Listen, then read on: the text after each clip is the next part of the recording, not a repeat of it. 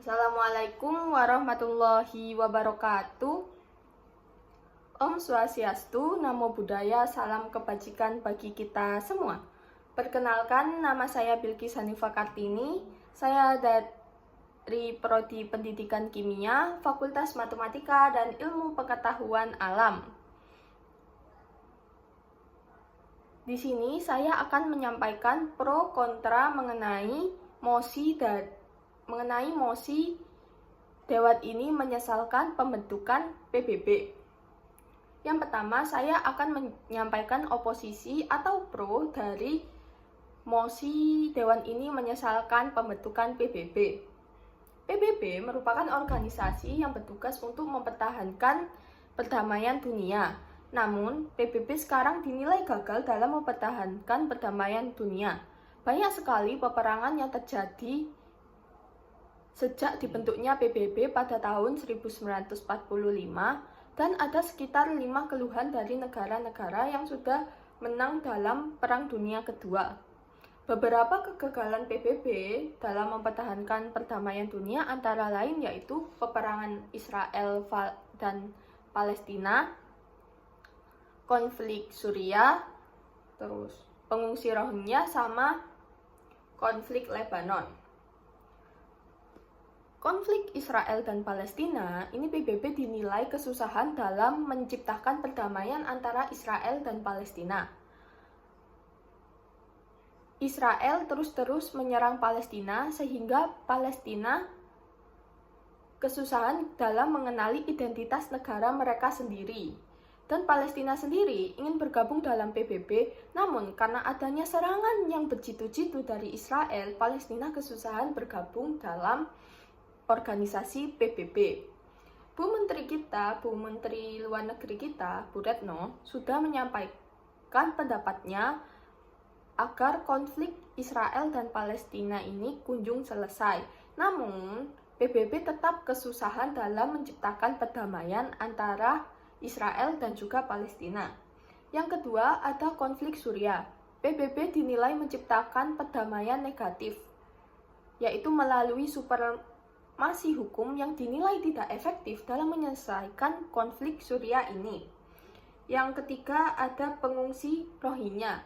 PBB dinilai gagal dalam menyediakan suatu tempat untuk pengungsi Rohingya sehingga mereka terus lontang-lantung di Laut Tengah. Dan yang terakhir ada konflik Lebanon. Di sini PBB telat mengambil inisiatif dalam menyelesaikan konflik Lebanon. Mereka terlambat mengambil inisiatif untuk menghentikan serangan Israel dan ke Lebanon. Sehingga di sini perlu ditanyakan apa peran PBB sebenarnya jika mereka gagal dalam mempertahankan dunia. Karena konflik-konflik yang terjadi di dunia saat ini merupakan suatu bukti bahwasannya PBB susah sekali dalam mempertahankan kedamaian dunia. Selanjutnya, saya akan menyampaikan mengenai kontra dari mosi Dewan ini menyesalkan pembentukan PBB. Perlu diingat bahwasannya PBB merupakan organisasi forum, bukan pemerintah politik. Sehingga PBB tidak memiliki kekuasaan penuh dalam menyelesaikan konflik-konflik yang terjadi di dunia saat ini. Ketika Israel diproklamasikan, PBB tidak dapat menghentikannya. Ketika Arab sepakat untuk menginvasi Israel sebanyak 3 kali, PBB juga tidak dapat menghentikannya. Ketika Saddam Hussein sepakat untuk menginvasi Iran, PBB tidak dapat menghentikannya. Ketika Amerika sepakat untuk menginvasi Irak dan menggulingkan Saddam Hussein, PBB sempat untuk mengambil tindakan untuk menghentikannya, namun tetap saja terjadi karena PBB tidak dapat menghentikan pergerakan dari George W. Bush dan juga anggota-anggota konservatifnya itu. Apalagi PBB dalam menghentikan peperangan saudara yang terjadi di Yaman dan juga Lebanon. Haruskah PBB gabungkan antara Yaman Utara dan juga Yaman Selatan, atau bahkan PBB harus memisahkan keduanya menjadi dua negara yang berbeda. Ya, PBB tidak kuasa menghentikan Rusia yang terus menginvasi Ukraina atau genosida yang terjadi di Rwanda. Karena pada dasarnya PBB tidak memiliki kekuasaan penuh dalam perperangan antar dunia atau bahkan konflik-konflik yang terjadi di dunia.